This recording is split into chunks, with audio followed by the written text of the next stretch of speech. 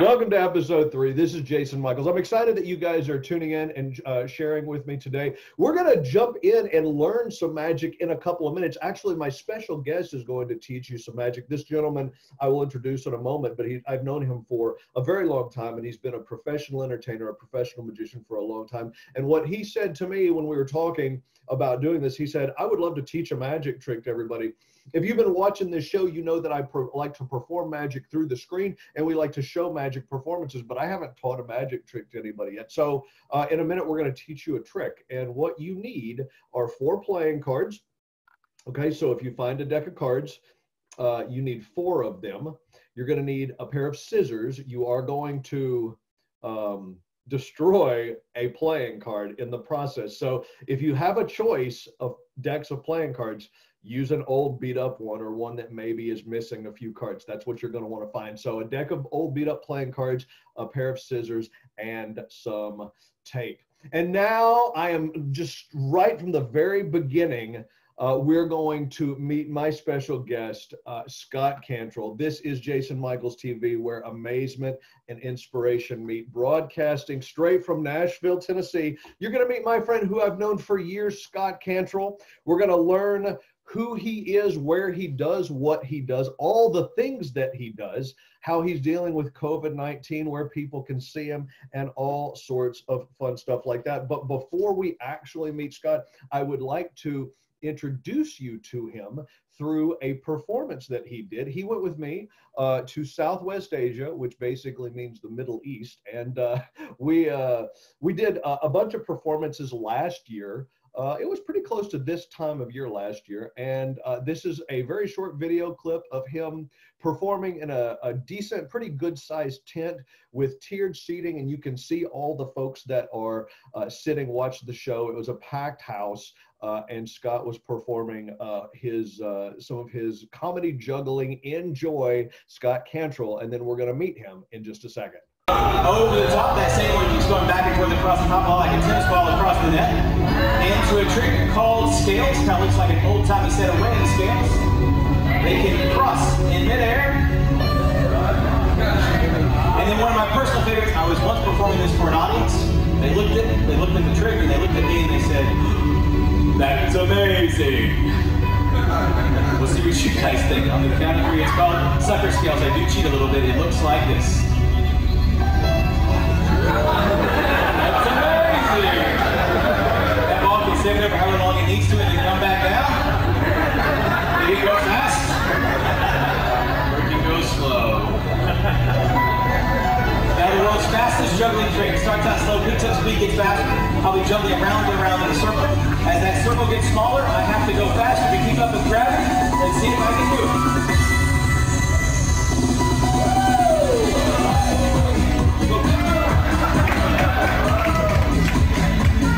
That was close. I almost dropped one. That's about as fast as I can go. All right, let's meet Scott Cantrell right now, everybody. We're going live. Where are you? Scotty, are you there? I'm right here, man. Hey, Jason, buddy. how's it going? Good, man. That was fun. I love, some of those trips that I have taken going to visit military bases in different places around the world. Those are some of my favorite memories. Like, I'll just be doing something, just a normal everyday life, and then just for whatever reason, one of those memories will pop into my head just because something reminds me of something else. God, so much fun. And I want to learn. I mean, we're going to dive into getting to know you, but Sure. Because they just watched you, like I said, you went with me on a military tour, went to a bunch of bases in the Middle East. What was your experience? You'd never done anything like that before. No, when we went last year, I had never been to the Middle East, certainly never performed magic there for the military. So it was a whole lot of new wrapped into kind of a whirlwind, what was it, like 16, 17, 18 days, whatever it was. And it was a little nerve-wracking at the beginning. We have a fun travel story, but we can tell that story if you want. But when we got there and we were performing, it was really it was number one, it was an honor to be there, right? It was an honor to perform for our servicemen and women, but it was also incredibly fun, just getting to meet them and getting to perform for them. And they're so thankful that you're there to share your talents and your entertainment with them. Obviously, we're incredibly thankful they are there doing what they're doing. Right. But yeah, it was a little bit nerve-wracking, basically traveling across the desert, sometimes in blacked out vans. And tell them why that was. Yeah, so we were there during Ramadan, which Right. is the fasting season for the religion of Islam.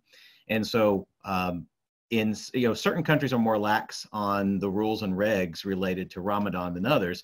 Well, we were in several areas where we couldn't eat or drink in public at all. It was literally you couldn't even sip out of a water bottle. No, you couldn't. Like, I'm in the van and we're traveling down the equivalent of a highway or interstate, and I've got my bottle of water there because we're in the desert and it's 120 degrees outside, and you got to stay hydrated. But I took a swig, and one of the people who were there with, sort of one of our guides or coordinators, basically said, you know what, you can take a drink, but make sure you close the curtain first before you do that. That has to be done in private, can't be done in public. We could get pulled over by the police and cited or worse. Right. And so it's just this, totally different world, but everybody there, both on the military basis and off, all the citizens were very kind. And it was a really special, unique trip. And it was a blast. Yeah. So, okay. So let's, I dove right in. I was like, start telling me stories. But so I want to learn, because I've known you for a long time. So I want to kind of trace your story a little bit so people can get to know you, where you come from. They obviously know that you're a professional entertainer based on how I introduced you, and you've done that for a long time. But let's kind of start at the beginning. I met you when you were in college. I thought you were going to say, I met you when you were a toddler.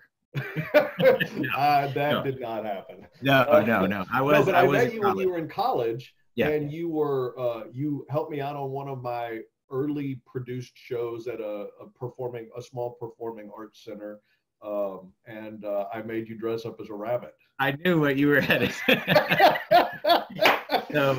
So here's the deal, folks. I have a theater minor, a marketing major at Middle Tennessee State. And I'm a freshman in college, and I've been doing magic at that point for, I don't know, I guess about 6 or 7 years. So it was kind of it was a profession at the time. That's how I made money. I didn't work at a restaurant or anything. I did magic. And so I was in school, and my theater director also had taught Jason. So we had the same theater director. And so he knew of Jason and Jason's passion for magic and what he was doing. And Dale, our theater director, knew that Jason was going to be doing a show at one of the at the Performing Arts Center there in Murfreesboro, Tennessee. And so he said, I know you do magic, Scott, because that had come out in my work, and he knew I juggled. And he said, I'm happy to introduce you to Jason Michaels. He's doing a show at the Center for the Arts. Maybe you could meet each other and you could help him out with the show. Fantastic. I didn't know anybody in Middle Tennessee really who did magic or was in the entertainment world. So this was an opportunity not only for me to meet somebody, but meet somebody who was actually already doing a show, like a real evening show at a performing arts center. Thrilled to, I don't even remember, I guess we probably met at the Center of the Arts, or Center for the Arts there. I think you just came in one day and I just came in and said, howdy, And then the next thing I know, I'm in a full body rabbit costume. You do things in college that you don't do any other time in your life. You would know better later.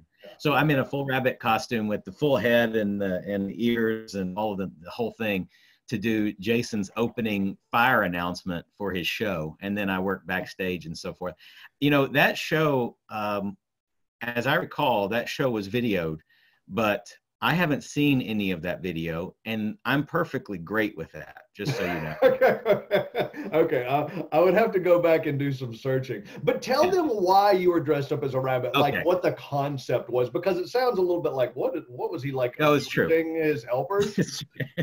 Maybe is the answer. It's true. More context might be helpful. So it's actually a very clever idea, to be fair. So the idea is that, Jason's older now. He's doing his show. He's older now. And the rabbit that I'm playing is supposed to be the rabbit that he had when he was a kid, right? And he started pulling the rabbit out of the hat. And then over time, the rabbit gets older and a little grizzled. And yes, a little bit jaded, a little bit grizzled. And so I come out, I think I'm smoking a fake cigar. I have sunglasses on. I've got the gold chains around my neck, all dressed up as a rabbit. So this paints some kind of picture. And I come out, I say, hey, everybody, just want you to know, I've been with Jason for, however long it was at that point, 10, 15 years. And it's the same show. It's the same show. I just want you to know there's an exit over there and there's an exit over there. I hope you enjoy the show, that kind of thing. And it was actually very funny. But yeah, that was my introduction to Jason Michaels. God only knows why we're still working together. But anyway, it was a very fun show, and that was the beginning of a beautiful friendship, Jason. Yeah, we've known each other, and we've traveled. We've performed. Of all the people that I know, you're, as far as magic goes, and like someone who has worked professionally with me for almost as long as anybody. And we've worked some interesting places. We worked performing arts centers. We've worked military bases around the world. We've worked, I remember doing shows with you in malls. Where we would do shows in malls where we were basically on a platform that was completely surrounded, and we were doing it was almost like a street type of performance in the middle of a mall. We've done shows in prison together. As performers. We've done shows as performers. Yeah. Who are going Yes. We have perform magic. Time. Right, exactly. So so funny prison story, real quick. This is more of an anecdote than a full story. Give it to me. So the last prison show we did, wasn't that long ago, actually. What was it? Just a couple of months ago? Was it before Christmas? I don't remember. But anyway, it would have been right around December. Yeah. Okay. So we go in and we do the show, and Stephen Bargatze is there with us, performing with us. So 3 of us doing a show for some of the inmates there, which is an incredibly experience for us. And again, the audience really seems to appreciate it. I think it's really meaningful for them. But one of the funniest moments, Jason is performing. We kind of do it like in rounds, so everybody has their own set. So I think I went first. Jason, did you go second? And then Stephen, I don't remember. Anyway, I'd finished my set, and I'm over in the corner of the room sitting next to Stephen Bargatze, who of course is a hilarious comedian and magician. And Jason is performing, and he's doing, I don't remember what you're doing, but you're doing a card trick, and you get a volunteer from the audience, an inmate, to come up and sit down and do the volunteer. And Jason has him pick a card. And as they're sitting down, as he's having to pick a card, Jason says this. So could you pick a card? Do you have a second? You have a second. You have a second. And Stephen's got this big smile on his face, and he's just shaking his head like this. And he leans into me and he says, he doesn't have a second. He's got 20 years. I got all the time you need, Jason. Yeah. No, anyway. That would be right for Stephen. And we're going to have Stephen on the show in the very future. He's just got to finish getting all the technology onto his computer. He's not as quite as up to date technologically as everybody else, but he's almost there. And so we'll have him on the show in the future to tell some ridiculous stories and probably roast me quite well in the future. He will, yeah, because that's what he does. So you're a magician. You started out as a magician as far as how you and I met, but right. You're also, you were in school, like you said, you were studying marketing, and I know that you've been, so you have owned your own business where you've been where you've been in charge of all the marketing. So you've been part of multiple businesses. You've been a consultant. You speak to different groups. Tell me this. Mm-hmm. Were you getting an education in marketing because you wanted to sell entertainment, or was it something that you just actually were seriously considering being a business person and you just happened to entertain as well? Yeah, it's a great question. So, magic was where I started. I fell in love with magic young, like most magicians did or do. And it was actually another magician. I was trying to book more shows, right? And this was when I was in middle school or I guess early high school. And I wanted to stay busier doing magic because I wanted to make it a career. I wanted to make it a profession. I wanted to find ways that I could have a more full calendar. And I'm sure for a lot of the entertainers who are watching this, it's the same thing, right? You're trying to find ways that you can stay busier and do different things and make a living at it. And so I was talking to one of my magician mentors at the time and was talking to him about how he booked shows, because he was a professional. He'd been doing it for, at that point, he'd probably been doing it for 20 years. He'd been a professional magician, only doing magic for 20 years. And so thought that was a pretty good resource to go to and ask. And he gave me a book. And for sake of completion, the book was The Ultimate Sales Letter by Dan Kennedy. And Dan Kennedy is a small business marketing guru guy. And so I read the book and I was just immediately taken with the idea of marketing. I fell in love with marketing kind of like I fell in love with magic. And so at the beginning, I was studying marketing to book more shows.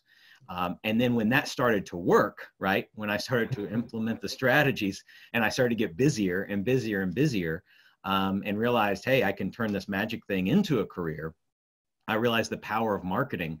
And so I became kind of a really avid student of marketing, kind of studying everything I could about small business marketing and paying attention to how businesses were able to acquire new clients and get in front of new prospects and all those things. And that became a passion in and of itself. And so I went to school for that, always with the intention of owning my own business and being an entrepreneur, but in the marketing space.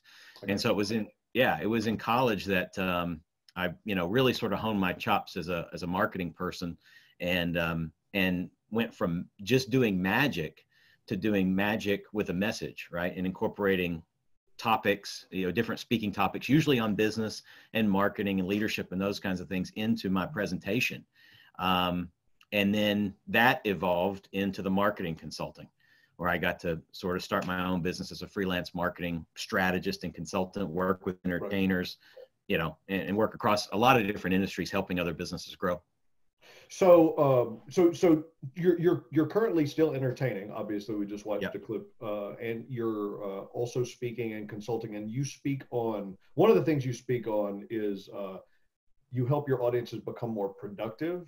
Yep. So do you speak on productivity as well as marketing, or are they different? Are they separate? Is it a combination of the two? It's a good question. So, I was just on the phone with a client yesterday, and especially now more than ever, right? We've got to focus on, as business people, whether you're an entertainer or a retail owner or, whatever it may be. And certainly certain industries are having a lot more challenges than others. But as an independent professional, the question is, where's my highest value use, right? What is the highest value activity I can do? And so anytime I talk with a client, it usually one of the highest value activities they can focus on is how do I market myself more effectively? And the common refrain is, I don't have time to market myself more effectively because I'm so busy doing the business, or I'm so busy doing this other thing, or I'm so busy wearing this hat or that hat. Right. And so what I kind of had to realize was, if I want to help businesses focus on marketing and be better there, the owners and the leaders really needed to know how to be more productive, how to get more done in less time. And so they're not the same thing, but they do directly, interconnect. And so part of what I do speak on is productivity and time, not time management, but time allocation, right? It's not about everybody has the same amount of time to manage. It's where you put your time that matters. And so I do speak on that and just work to help businesses become more efficient and effective. And the two primary ways that they can do that, obviously, are through being more productive with what they do, and then spending time on the business development or marketing side. Okay, so you're now, when you speak, tell me this: do you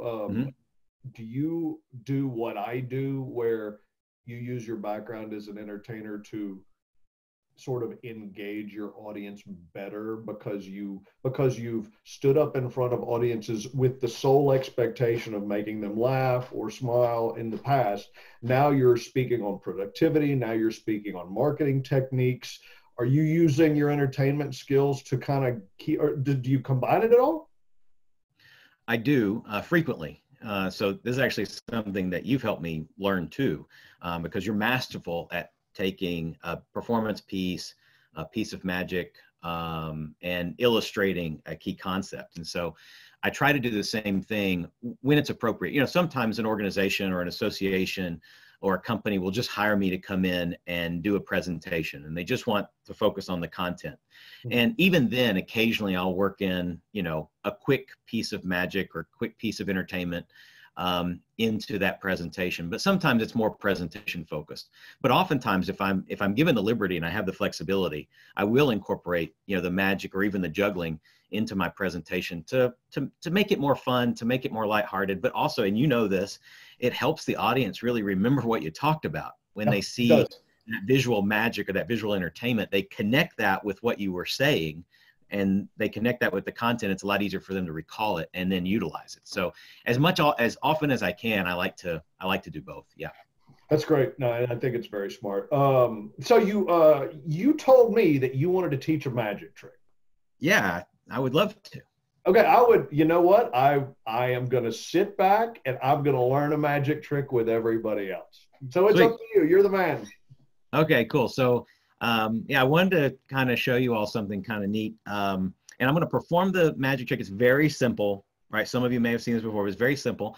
And then I'll explain how it works, and then I'll explain exactly how to create it. So here we go. Does this go against the magician's like code, like teaching a magic trick? You know, I thought maybe you wouldn't mention anything, Jason, but thank you. Yeah. Never mind. Yeah. No, it's a good question. You probably get the same question. Do you ever get the question from audience members after a show, and they come up to you and they say, okay, so Jason, you got to tell them, how did you actually learn how to do magic? Because isn't against the code of magic for someone to reveal a secret? So how do magicians even learn how to do magic? You get that all the time, right? Yeah, absolutely. And, you know, at the end of the day, you just kind of have to tell them there's a big difference between somebody coming up to you and saying, how did you do that trick, versus saying, how do I become a magician? Because I know many magicians. Almost all my friends are magicians, and most of the people that I know, when somebody genuinely puts forth effort, like really puts forth effort and really wants to learn, they will, at the least, they will point them in the right direction. And usually what they'll do is they'll kind of like help them get started and learn what they need to learn to begin.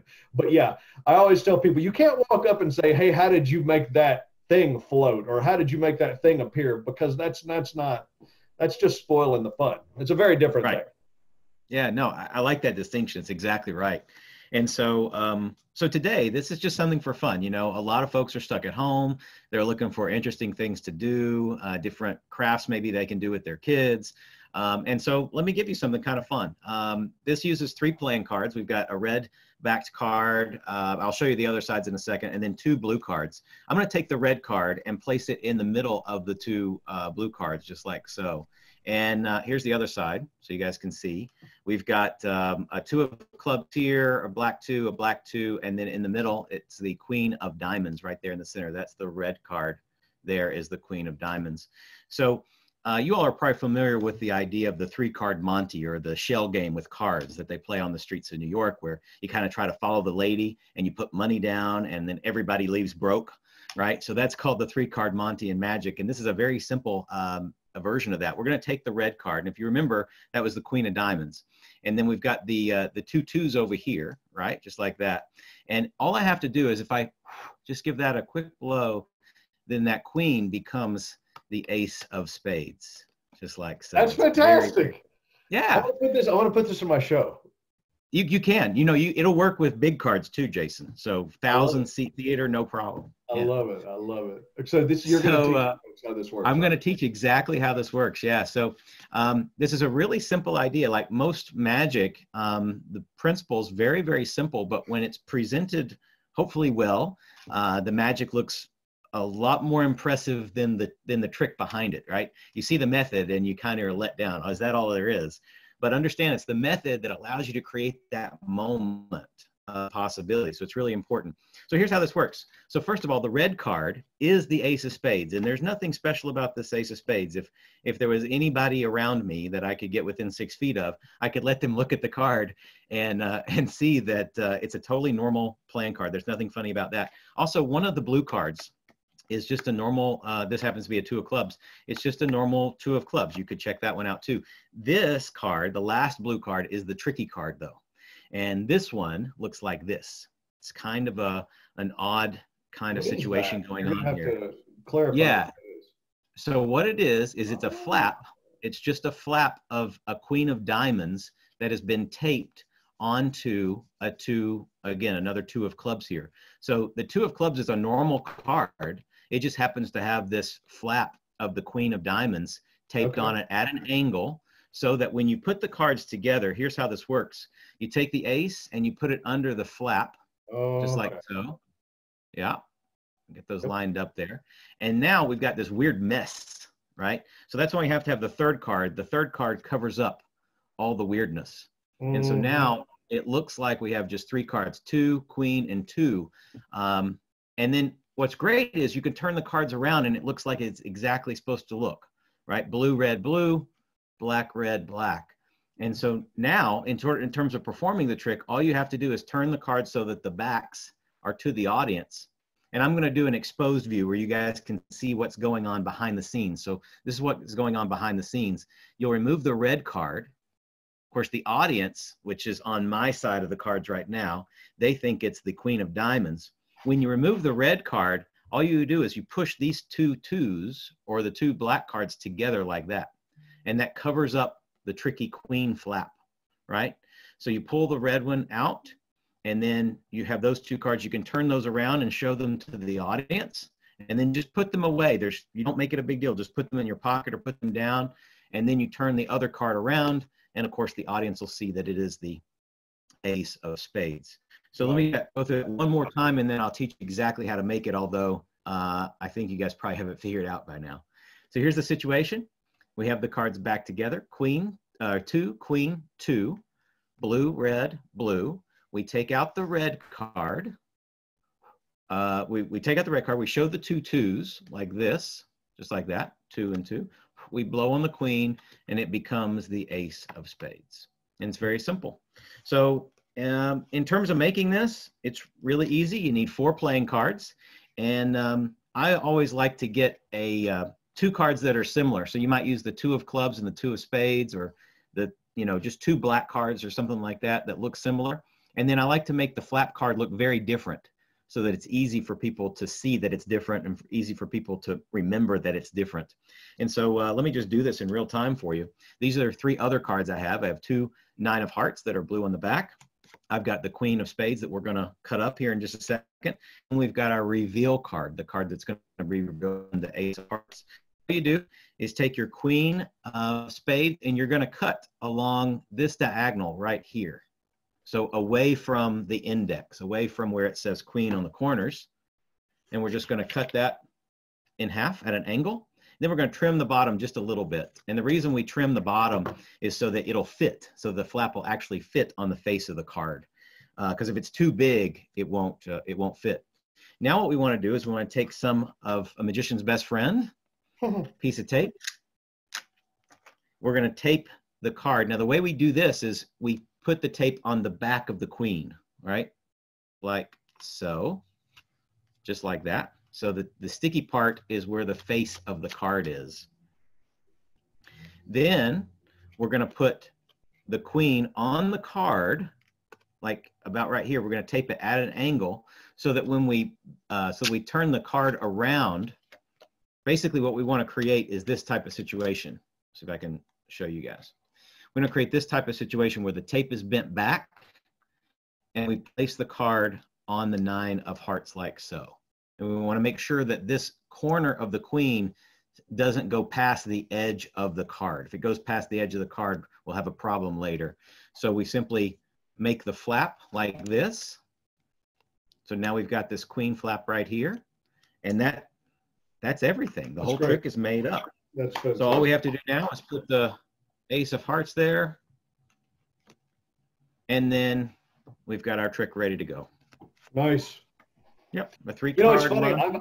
I will tell you that I have done this in professional settings, and it absolutely it kills. People are blown away by it. I know it looks simple, and part of the things one of the things I always try to impart on somebody when they're learning magic at the beginning is when you learn how it's done, you think to yourself, that'll never fool anybody. But I assure you, when it is presented well, without guilt, don't feel guilty. That's the hard part. But when you present it well, it absolutely blows people away. That's why it's a great trick. Yeah, it's one of my favorites too. And I have performed it in close-up professional settings as well. And in fact, it's one of the things I often do at corporate events when I'm doing walk around. And it's such a clean trick. And by clean, we just mean that at the ending, the card that's revealed, that's the one they think is tricky, right? That's the one that the audience thinks is tricky. You've already put the other two cards in your pocket. You've already put them away. So you hand out that card and it's, it really is a strong trick, even though it's very simple. Yeah. So I want to tell a quick story about, you and I just went earlier this week, and we went and performed a show called the Empty Concert Series. And it was you, me, and Stephen Bargatze, and it was in on the stage of a giant empty theater, and it was fantastic. We had a blast. It was live streamed online, and we had a lot of people participate watching the show live. And I've gone back and looked, and there's still people that are seeing the show. And so here's the funny thing. We got there, we planned the show out, we set everything up, we're ready. They say, all right, we're going live in a second. I stand in front of the camera. They say, 5, 4, 3, 2, 1, go. And I'm basically acting as the host because I kind of put the show together. And I say, hey, I'm Jason Michaels. And I introduce myself and do a quick trick. And then I go to introduce the first performer, my first friend. And we had set it up and planned that it was going to go, I was going to do a trick, and then it was go Stephen, Scott, and then I was going to finish the show up with a longer set of magic. But I was standing there, and I wasn't thinking. I was just in the moment, and I didn't look at my cheat sheet. And I'm standing there, and I just see Scott out of the corner of my eye, and I go, ladies and gentlemen, my first friend who's going to perform for you is, and I introduce Scott. And as I'm walking off stage, Scott's looking at me like, huh? And Stephen's looking at me like, Stephen looks like he had just seen a ghost. And I'm looking at Stephen, and he's looking at me, and I'm like, what? And then he's like, he looks, and I go, oh my gosh, I just introduced the wrong guy. But to your credit, you literally walked out on stage and you were ready. So I'm going to play a short clip of that. Okay, cool. Right where we introduce you. And here's the funny thing. If you watch the clip, you're going to see Scott just immediately take the stage. But if you watch the back, you'll see Steve looking at me going, what the heck is wrong with you? So let me pull that up right now. Okay, here we go. And all right, watch this. This kills me. It's hilarious. My first buddy here who I've traveled around the world with comes to us all the way. He originally hails from East Tennessee. He is a variety entertainer extraordinaire. Please welcome my friend, Scott Cantrell.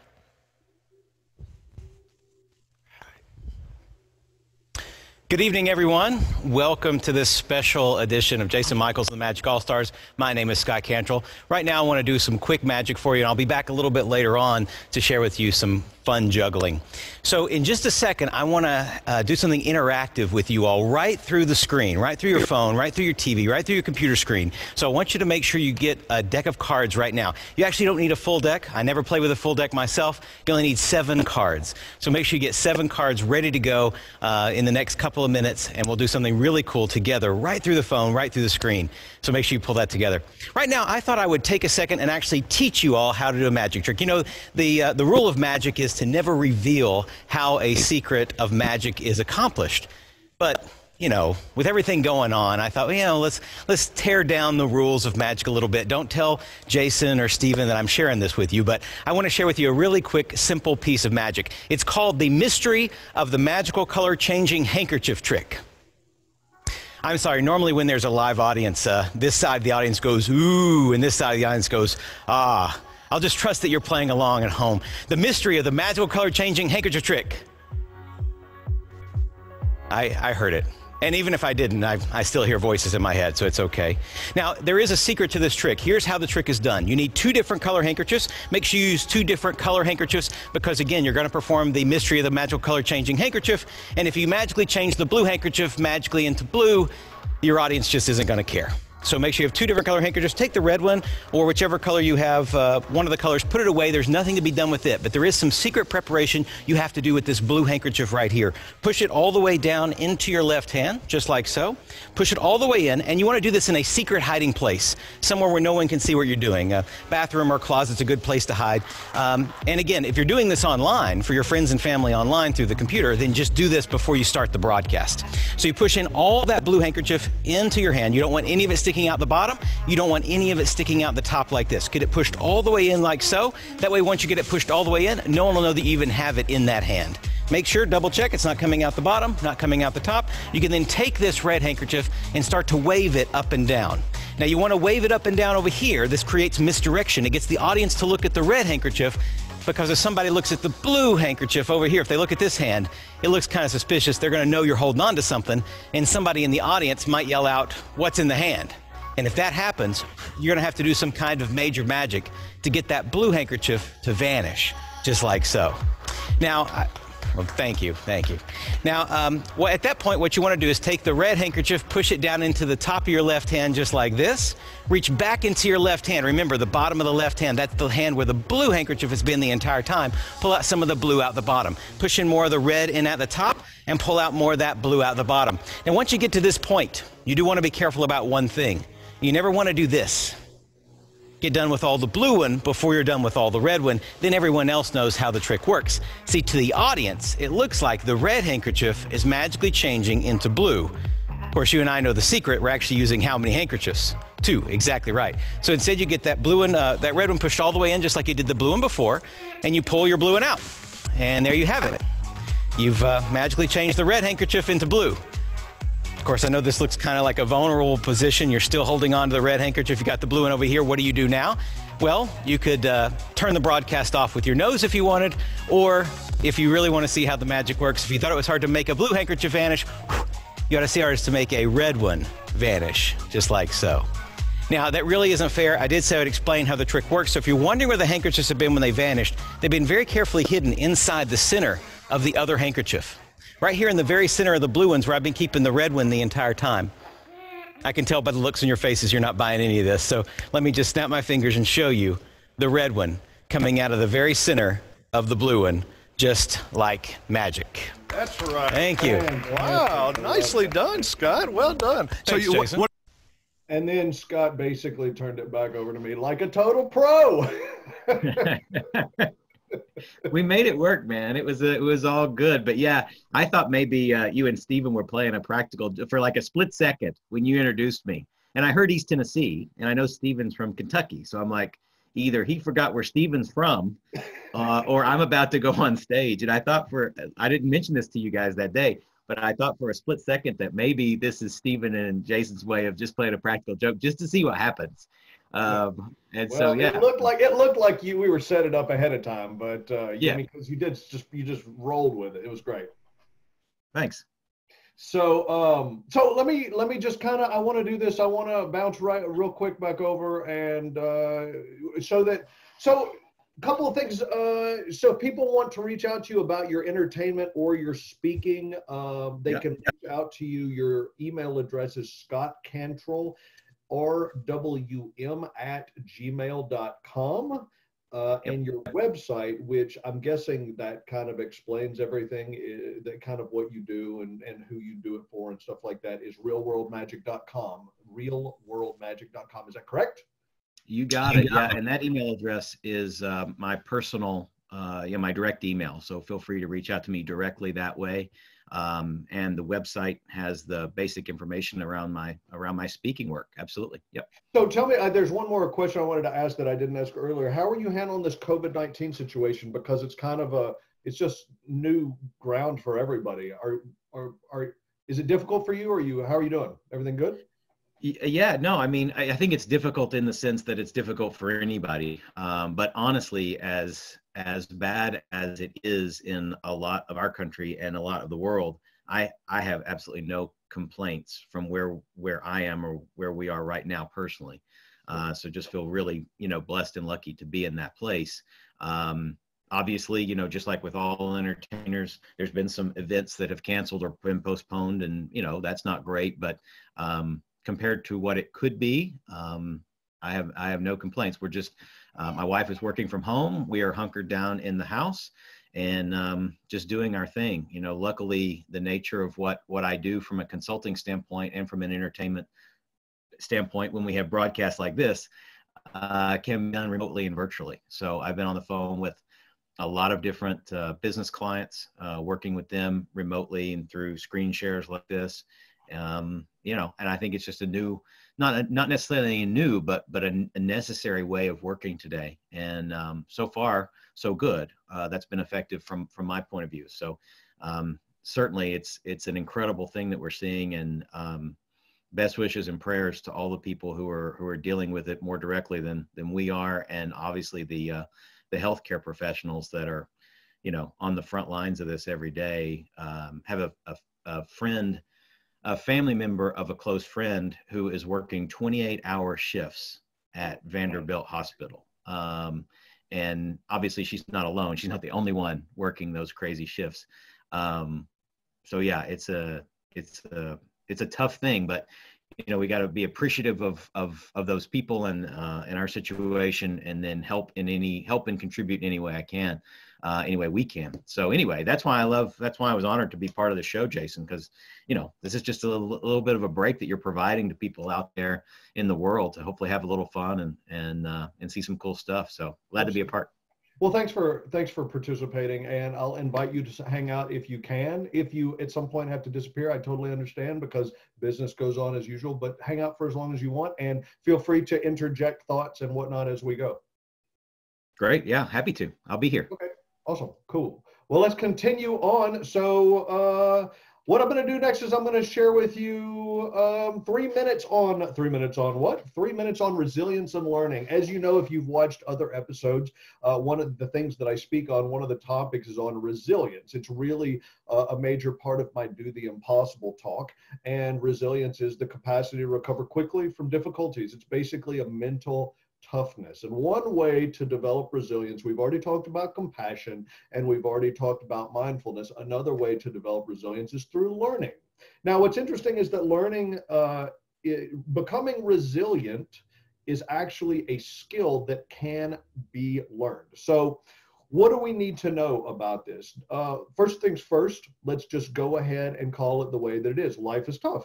Life is difficult. We're not saying that, we're not trying to discount any of that, but the idea of building inner strength helps balance the difficulties out, and you can in fact do this through learning.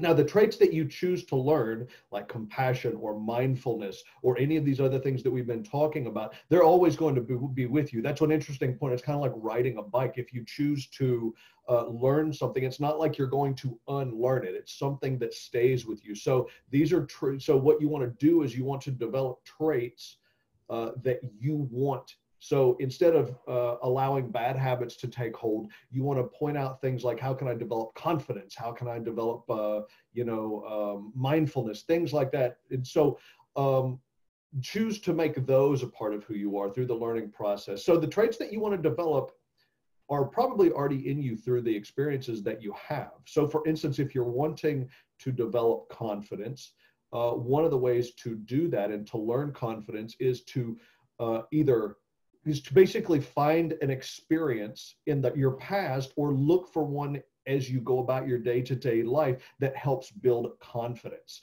Let's talk a little bit more about it. Let me pull myself up here so that you guys can in fact see me. A couple of things. Number one, experience the good traits, the good things that you want to grow inside yourself. So if you focus on positive experiences, those are the things that you start internalizing. So one of the main things in learning is to focus on experiences, because experiences are things that we've actually lived. It's not just book smarts or something that you learned in a classroom. It's things that you have actually physically gone through. So focus on the good. And then when something good happens in your life, basically what you want to do is turn on your mental recorder, the thing in your brain that remembers the experiences, and take the whole thing into your brain. So you take the experience into your brain and then you install that experience in yourself. This is an interesting idea that you can literally focus on that experience. So you start reliving it through your memory, which is something I talk about when I talk about imagination in my talk. But you're having the experience in your head and then you start to absorb it in your body. The idea is to feel it. Literally receive it in your body so that you start to feel the experiences, the good experiences that come through truly internalizing this. So basically you want this to become a powerful, really positive memory. And so sometimes people have a hard time thinking, oh, what do I need in order to, to give myself, what traits do I need? And one of the interesting things that I was researching on is that one of the most universal traits is love. And so if you're trying to decide, do I need more confidence, or do I need mindfulness, or do I need compassion, and you're not sure, just focus on love. Look for the experiences that you've had where you felt love, focus on those experiences, internalize those experiences, and that will allow you, when you're dealing with difficult times, you can turn to those experiences and you can focus on those and allow those experiences to overtake any negative feelings that you might have. And one of the interesting things about this is that learning, the experience of learning, is the one inner strength that grows all other inner strengths. And I think that's kind of an interesting thing. So what I want to do now is we're going to move forward to a clip from my talk. In a second, we're going to talk a little bit about learning and about what this clip talks about. So this is direct from my talk, Do the Impossible, and it is about belief. Enjoy. I don't know which of my friends and maybe even my family thought I was crazy. Why would a kid, a 16-year-old guy, who really just wants to blend in with everybody else. And so, of course, at that age, no one really wants to stand out unless it's for something fantastic. Why would a guy who has an uncontrollable movement disorder, and I guess I didn't get really specific. When I say uncontrollable, I mean uncontrollable. You don't even know it's going to happen. It happens and then it's gone. And it's repetitive. So these tics, these twitches, these movements happen over and over and over again. So when they happen, it's the type of thing that draws people's attention. Why would a 16-year-old guy want to stand up in front of his entire school in a play? Why would he want to audition? Because when the white-hot spotlight hits you, you can't move away. You can't get out of the way. When it's your turn to deliver a line, you have to deliver a line. A play is a team effort. Everybody works together to get from the beginning to the end. And now all of a sudden, why would this kid want to hold himself up to potential ridicule? Because if you bring the entire thing to a screeching halt and it becomes a failure, you will be made fun of for the rest of your time in school. But here's the crazy thing. The thing nobody knew, not even me. I auditioned for this play. And all the tics, all the twitches vanished like a magic trick. I stood up in front of everybody and they saw nothing. I was good at it. Never been on stage, got the lead role in a play I probably shouldn't have. There were seniors that had a lot more experience than me. That is approximately the same year I decided to go to a magic shop. I used to play poker with my friends on Friday nights, and I thought it would be fun to learn a couple of card tricks, and I hated to lose. So I went to a magic shop, and I remember walking in, and there's this guy standing behind the glass cabinet, and I'm looking at all this stuff, having the faintest clue what all this stuff is. And he says, yeah, can I help you? And I say, well, what is that? And what is that? And what is that? And he would show me these things. And my head felt like it was going to explode. I had never seen anything so impossible in my life. And I remember thinking two things. Number one, why have I never seen this before? How can this be? And yet I've never seen it in my entire life. And number two, I have to share this experience with other people. Now, why do I tell you all of this? I tell you all of this because it all goes back to the magazine article. It goes back to the quote. You see, the author of the article's first impression was that it would be impossible for me to do anything on stage. The unfortunate truth in my life, but not just in my life, in many of our lives, is that throughout our lives, there are people who will tell us what they think we're capable of. There are people who will label us with certain labels and decide that you are only so good. And then we start to believe that. Which leads us to what I refer to as impossible principle number one: belief. The things that we believe always prove to be true. I didn't believe I would have any trouble in that school play. I thought it would be fun. There was no problem with my belief system, so I decided to go out for the play. I tell you what I didn't believe I could do. I didn't believe I could learn something called sleight of hand. I remember being in that magic shop and seeing some magicians, and one of the guys that I was standing next to goes, "You see that sleight of hand? That's really, really hard. There are some people that spend their whole life with that discipline." And I thought, oh, it's really, really hard. People spend their whole life doing that or learning that? It's not something I could do. And because I believed that, I didn't do it. For the first 2 years doing magic, I would buy the things that would simulate sleight of hand. So I had to have some sort of a special prop or some sort of a special thing with me to do magic. If you met me, if you saw me somewhere and said, "Hey, can you show me a magic trick?" and I didn't have the things, I couldn't do anything. And I had an interesting situation where the guy did it in a kind way, but he walked up to me and he made it clear that he knew what I was doing and he knew how I was doing it, and it just killed the experience for me because I so wanted to share this experience with people that that I had never seen until I was that age. I so wanted to share this experience to people, it killed the experience, and I said, never again. And I had some interesting opportunities open up for me that sort of opened my mind to the idea that I could learn sleight of hand, and so I decided to start learning sleight of hand.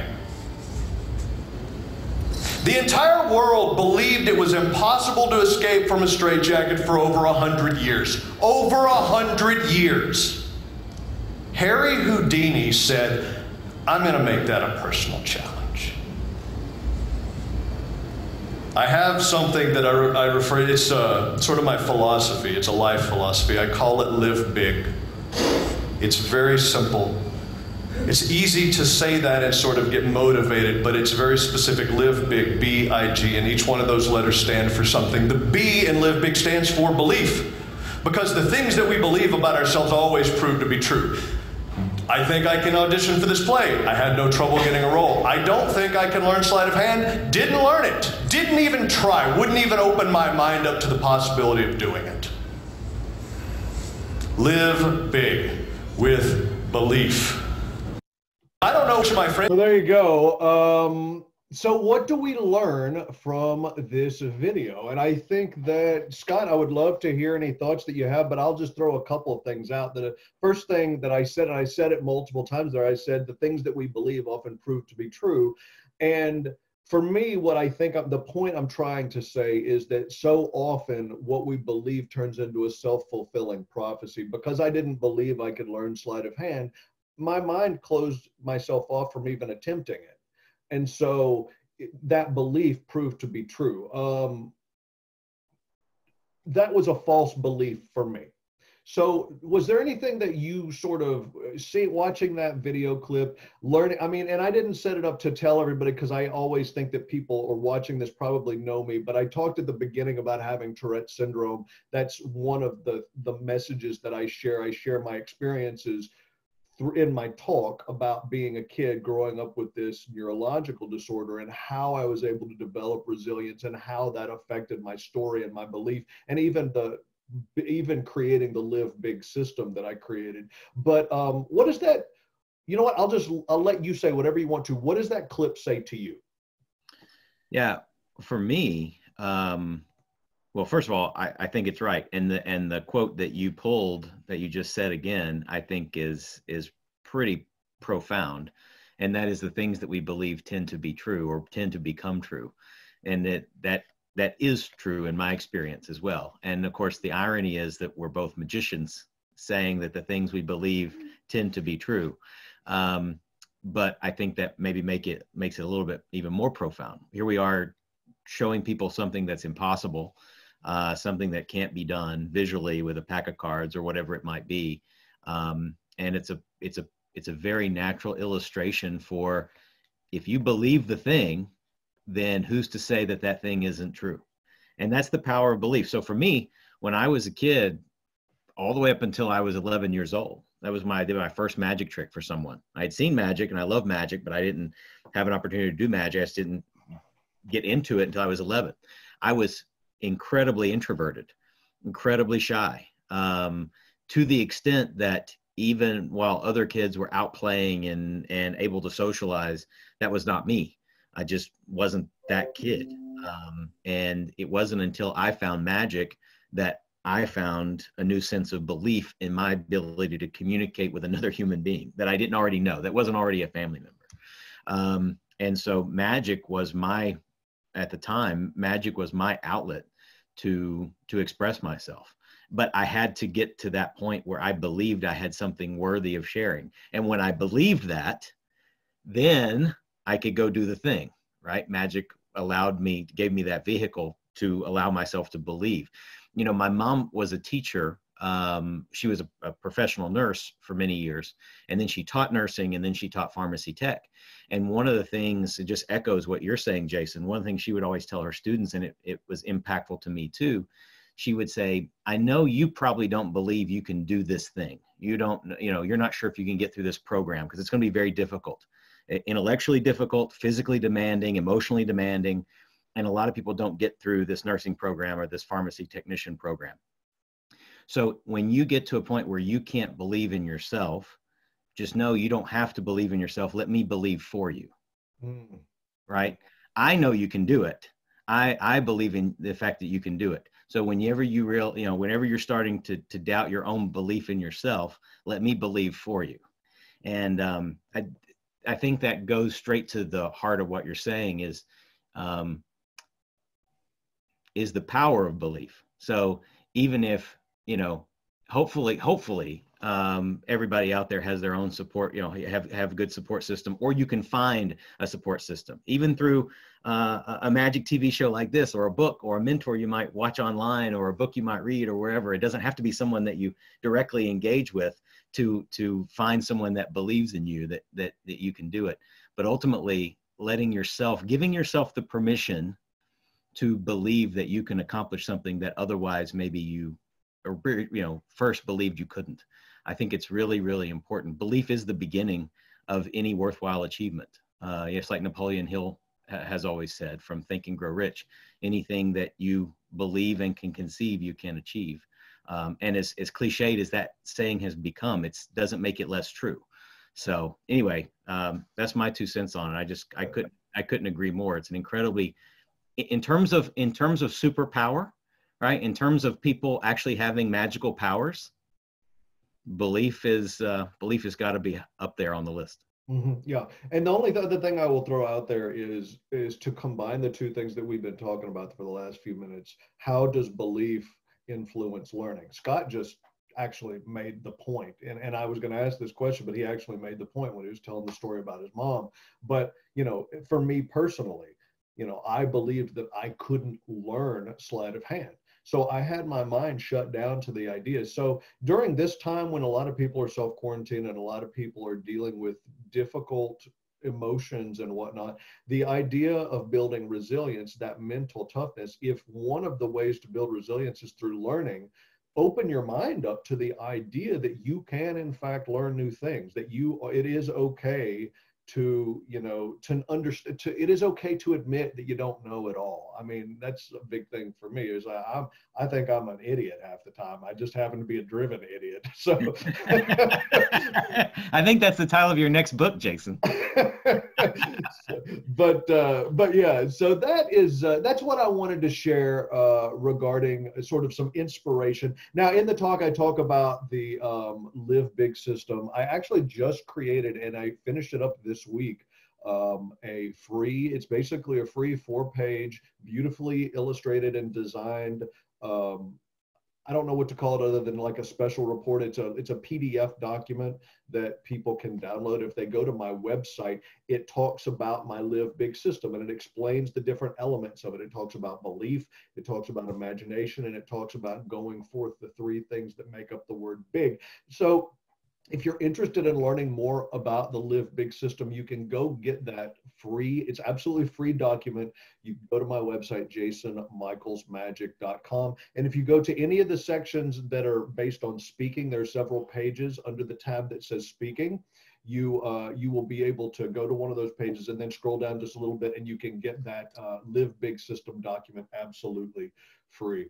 So we will continue on. We're getting closer to the end of today's show, and big thanks for everybody for being in, for watching and taking a few minutes out of your day. I did want to take a minute for the small business spotlight. My friend Barry Friedman has something called the Showbiz Blueprint, and that's what I'm talking about today. Barry Friedman is one half of the very well-known, famed Raspini brothers.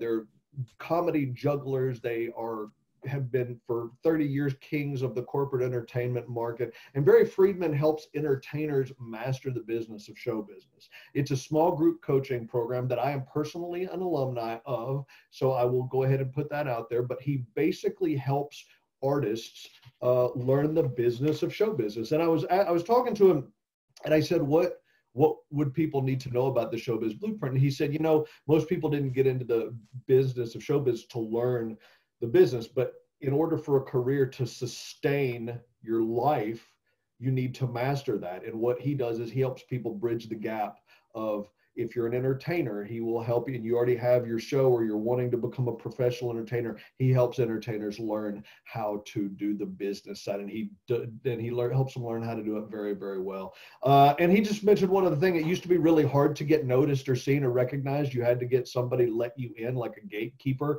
to put you on the Tonight Show, but there's been no technology nowadays. It's unbelievable with how a creative performer can get out in front of people and really run their business. So, and one of the last thing I will point out is that he made the point, he talking about the situation we're in with the COVID-19 virus. And he said, artists have always had the responsibility of helping people cope with the difficulties of life. And he said, if anything, if an entertainer is watching your show and they're hearing about how they can, basically help themselves by helping others, what you can do is create something meaningful to help other people, because this is one of the greatest opportunities that entertainers are currently going to have out there, being able to serve their communities in genuinely meaningful power ways. That's the reason I created this TV show, this online webcast. But his website is showbizblueprint.com. There are links right there in front of you for his Facebook and his YouTube pages. It is showbizblueprint.com. Now it's time for some more fun and amazement. As you can see in the photograph, I'm going to show you a very short clip of an informal sleight of hand performance that I did during a meet and greet. When we do military shows, like Scott and I were talking about a few minutes ago, we get to do meet and greets. And I was on a tour in Europe with Ben Young, who was on episode number 1, and Jessica Jane Peterson, who might end up being on the next episode next week. Hint, hint, hint, you need to tune in. But I was on tour with them in 2018. And we got to do a meet and greet, and this is what happened while we were on the meet and greet. Certain things every year. I'm going to show you the cards ahead of time. Okay. See what the people want to tell you. Jump there, grab it, your call. Grab it, take it out, lock it into your brain, show it if you want to. If he even cares, you can show it to other people. Did you see the move? Put the block on it. He's like, no, don't look at it. I'm pretty sure you're going to get it. You think so? I'll give these a little bit of a mix. Anytime you like, tell me to stop mixing. It's your decision. Stop right there. Put it back for me. All right, here we go. We're going to try to find your card. Now, you've just seen it, so we won't look at the cards face up. We're going to try to find your card by looking through the cards face down. You may not be able to tell the difference. Don't worry about it if you can't see it. All right, so this may not be as hard as I thought it was going to be. It does appear to me as though that card is a little bit different. You remember what your card was? Yeah. You remember what it looked like, right? But I did it. He did verify it for you. Does it look like the King Queen of... Of course. one? Okay, all right. So when you took the queen, I know you saw the face of the card. Did you happen to catch a glimpse of the back? And the reason I ask is because, while that is a blue back card, that is the only blue back card in a red back. Did you see the back of it? No, it's like when you were showing it, you didn't happen to catch a glimpse. The reason I bring it up is because before we started, I took a card out of the deck and I put it in my pocket. It's a red back card. It was in my pocket. It's a red back queen of diamonds. It looks like your card, actually. How'd you get your hand in my pocket? Keep your hand out of my pocket. All right. So do me a favor. Reach up there and grab one for me. One more. We'll take this to the big finale. Grab it. Go ahead. Take it. Make sure that he doesn't even care. You got this conversation. You want to see? These cards are going to fall off my fingertips like so. Anytime you want, say stop. Stop. Place it back. Lock it in. Here we go. In fact, I'm going to give the cards a couple of cuts like so.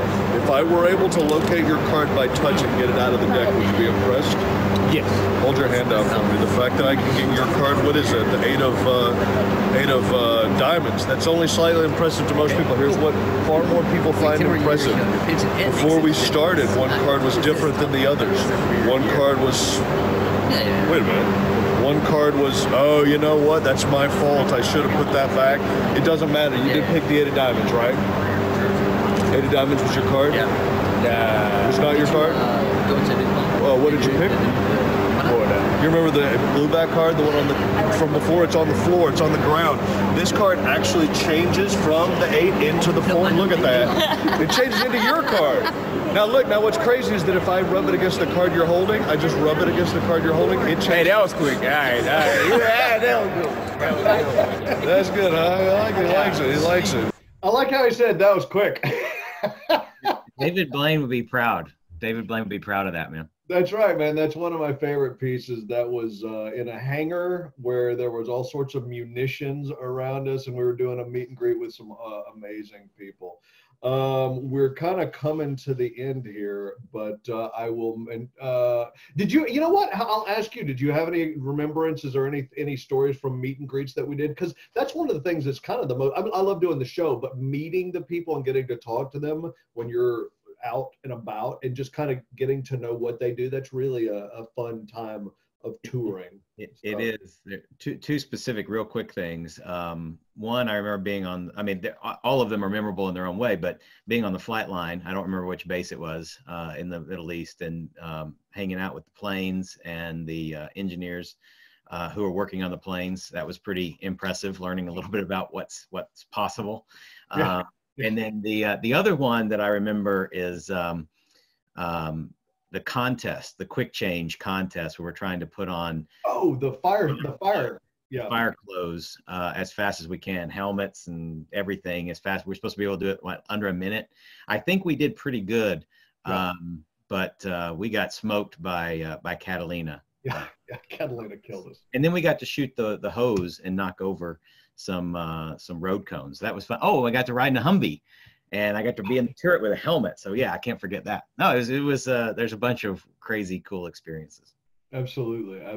So we're going to bring this one home. But if anybody's interested in private coaching, if you're a professional entertainer, I learned a lot of techniques from the Showbiz Blueprint, but I have also developed my own over the years, both from performance coaching for being a professional actor and a professional magician for 20 years. I'm doing some show and performance coaching. I'm also doing some business coaching. So if you have any interest in having me take a look at what you're doing in your business, you can find out more information at jasonmichaelsmagic.com/coaching. I just happen to have the time right now when I'm not on tour, excuse me, to do this. Anyway, as I said, we're bringing this home, and a couple of things to take away. Everything you can imagine is real. That's what Pablo Picasso said. That kind of falls into the whole idea of belief. We met Scott Cantrell, and he spent the afternoon with us, which was awesome. Excuse me while I get a little drink there. We talked about some resilience, and we learned that learning is the inner strength that grows all the other ones. And if you get your beliefs right, almost everything else falls into place pretty naturally. And we enjoyed some live magic from a tour. I'll be back soon with another episode of Jason Michaels TV. If you'd like to learn about when that next episode is coming out, feel free to visit jasonmichaelsmagic.com/JM-TV. And if you're interested in spotlight opportunity for your small business, reach out to me. If you know somebody who has a story of overcoming an impossible challenge, let me know. You can email me at jm@jasonmichaelsmagic.com. This has been episode number 3. Scott, is there anything else that you wanted to share with us before we roll out of here? Man, I am good. Just thank you for the opportunity. It's great to be here with you. I will look forward to watching episode 4 myself. Okay. Well, thanks for participating, man. It was tons of fun, and you were an awesome guest. It's been our pleasure. We will see you guys again very soon. Take care of yourselves. God bless you, and see you next time.